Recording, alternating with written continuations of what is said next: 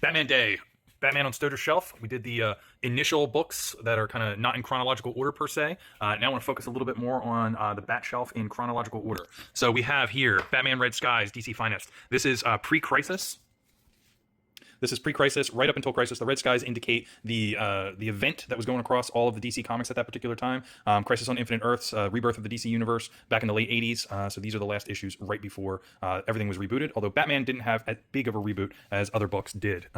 That is followed up by Batman Year One, Part 1 and 2. So this has the post-Crisis book. So you'll find in here are some issues that are a little bit campier, and then sort of a tonal shift into things that are a little bit more serious. Although there's some serious stuff in here as well as in the Batman Year 1 and Year 2.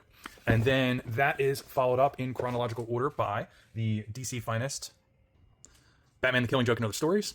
So this will lead up to Detective Comics 589 and Batman 422. So there's about 22, 25 issues of both Detective Comics as well as Batman across both of those. They're all both in that sort of time frame. Then Nightfall, sort of everybody thinks of Batman during the 90s.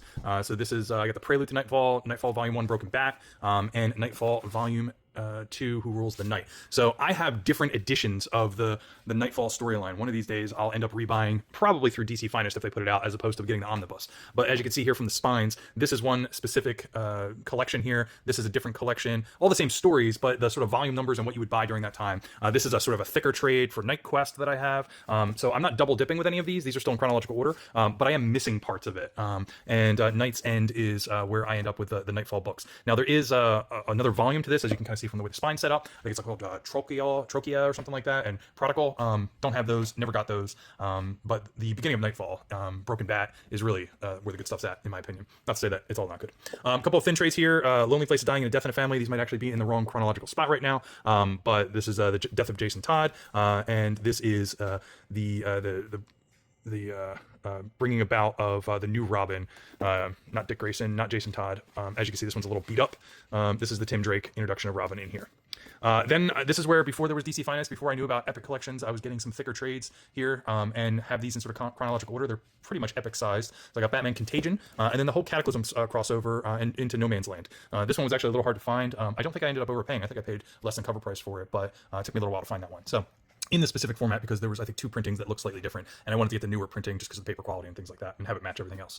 So Cataclysm, this is where the earthquake hits Gotham, breaks Gotham apart, and through this storyline, basically the government just says, like, let's write it off, and Gotham becomes this no man's land throughout this whole storyline. So the Road to No Man's Land, Volume 1 and Volume 2, and then the 4-part epic, you get the introduction of Cassandra Cain, the new Batwoman, Batgirl, Batwoman, you got Huntress in here, Oracle, some really good stuff in here as it goes across this sort of, post-apocalyptic version of Batman. And then jumping ahead a little bit, so when Gotham's back to normal, Bruce Wayne Murder and Bruce Wayne Fugitive, again, great thick trades, some amazing art in here by Scott McDaniel. Love these books. Then I have Officer Down, Jim Gordon getting shot. And I really like this sort of War Games, War Drums storyline here. You have the Black Mask in here. I like these issues all the way through War Crimes. Batman Under the Hood, and Hush Return. So I do have Hush, which is somewhere before this stuff, but my copy of Hush is in an Absolute edition. So it's all the way down here because it's too tall to fit on that shelf.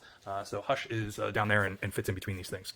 Batman Face to Face, and then thrown in here, although probably not in the right chronological order. The next Batman got this recently from Ollie's. This is the 5 years later, I think, storyline, or future state storyline for the Bat books in there.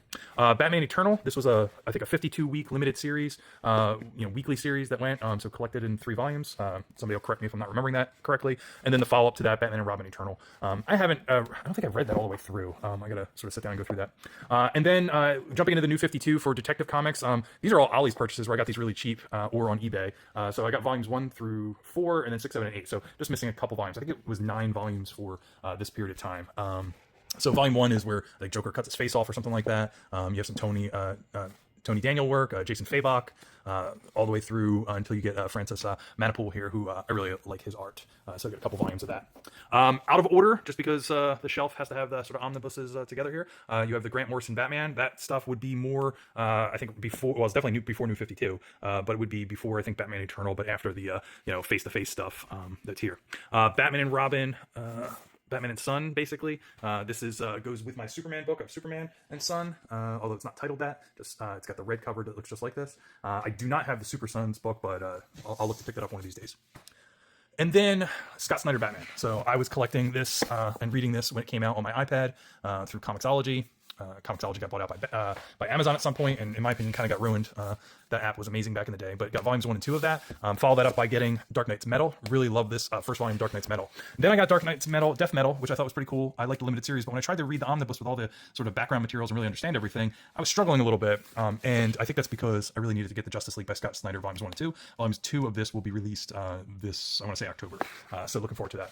So that's the Batshelf for Batman Day 2025.